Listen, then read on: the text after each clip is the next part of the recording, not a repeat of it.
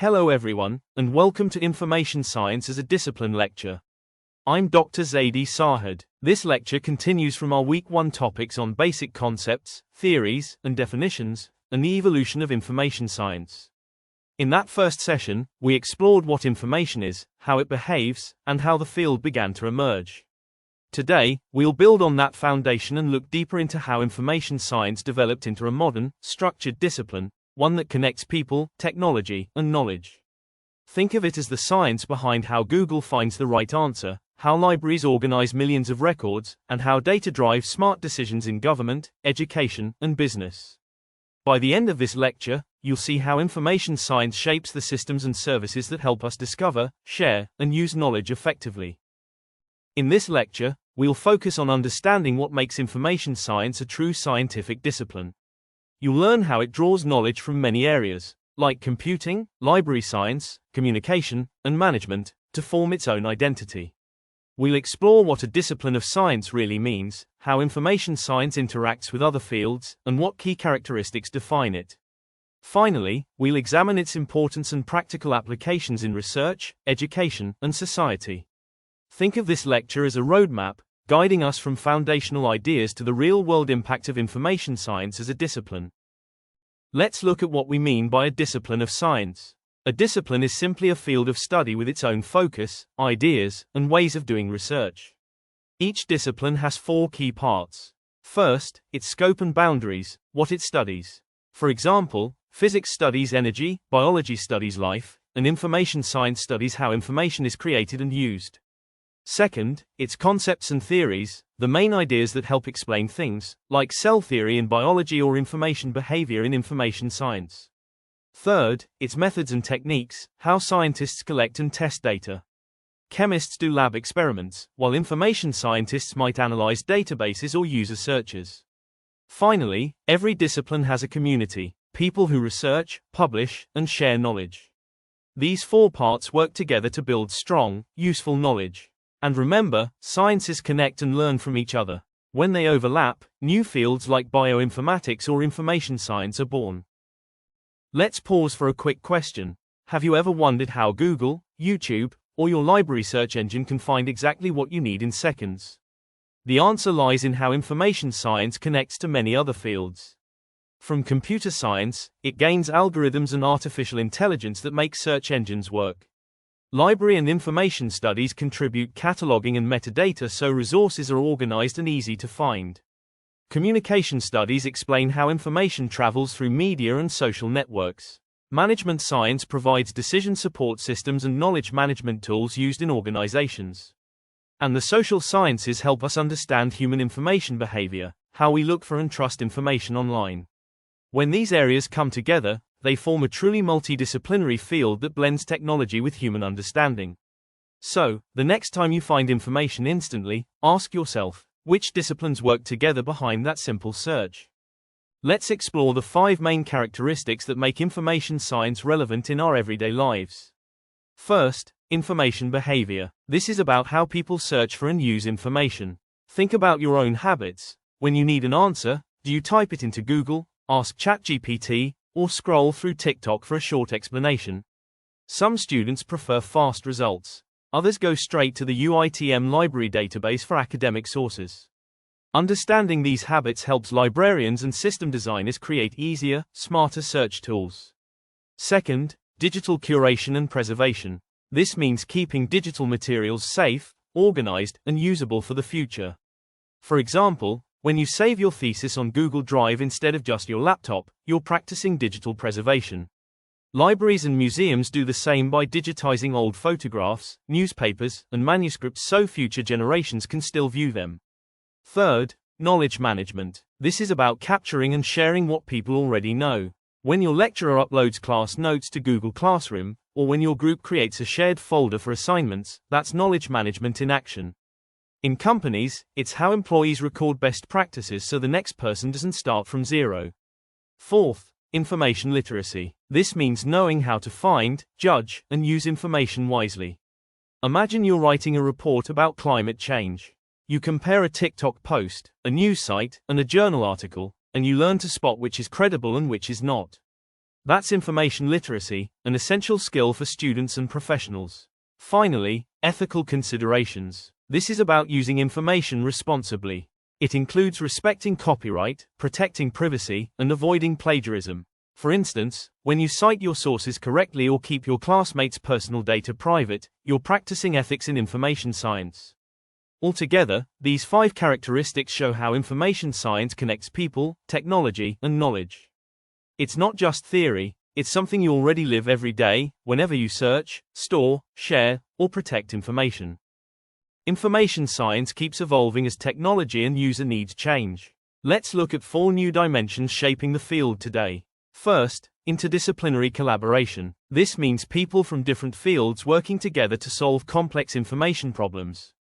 For example, a data scientist, librarian, and app designer might collaborate to build a digital library system that recommends books automatically, combining skills in computing, design, and library science. Second, data management and analytics.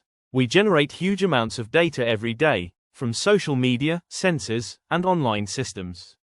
Information science helps turn this data into insights. For example, universities use learning analytics to track how students engage in online classes, while companies use data dashboards to make better business decisions.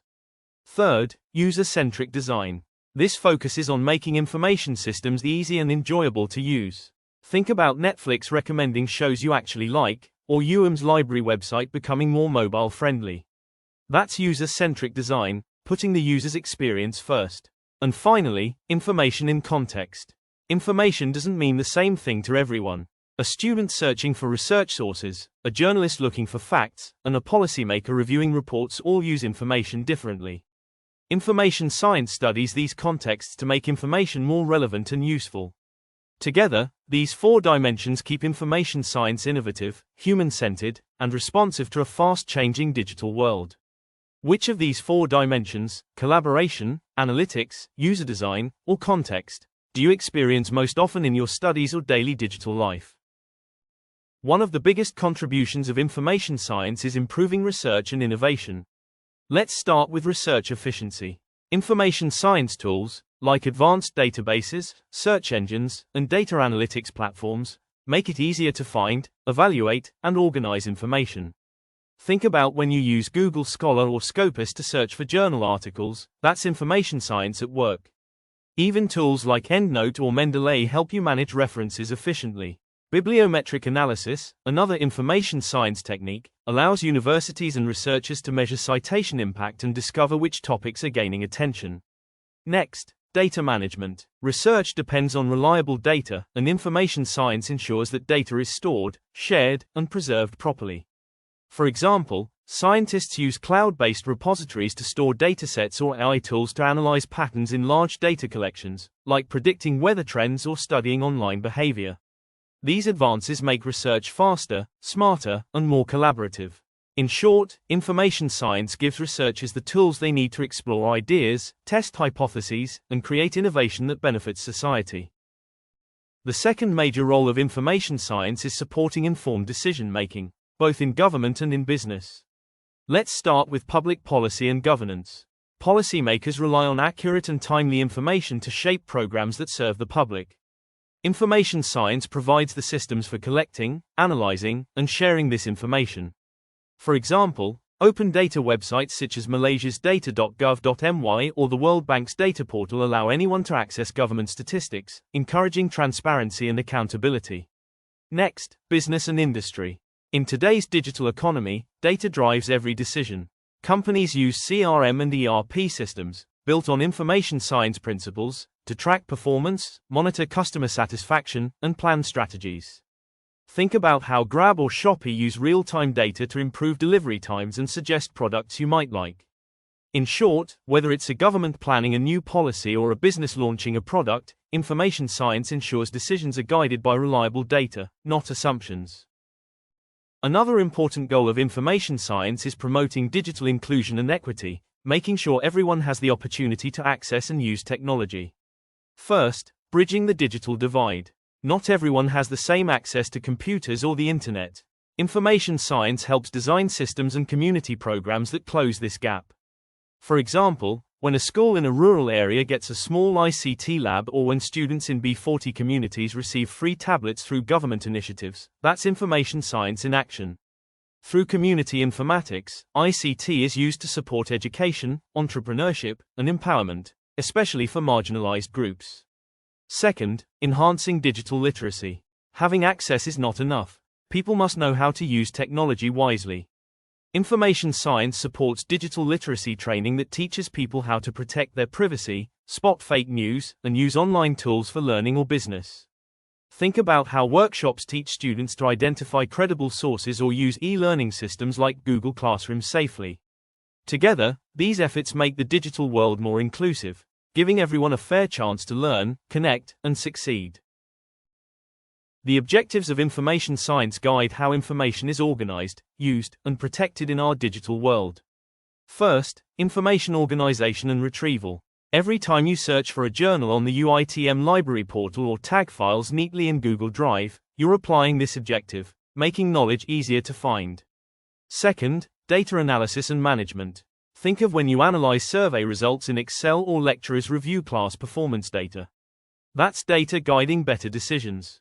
Third, advancement of information technology. We see this when we use cloud storage, AI tools, or big data dashboards to improve learning and collaboration. Fourth, knowledge management. When you share lecture notes, or your group creates a shared folder for assignments, you're capturing and reusing knowledge effectively. And finally, ethical information use.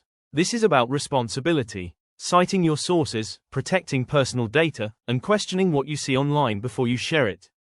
So ask yourself, how many of these objectives do you already practice in your daily academic life? And which one could you improve to manage your information more wisely?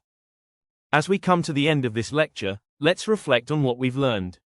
Information science is not just about computers or data, it's about connecting people, technology, and knowledge to make information more useful and meaningful.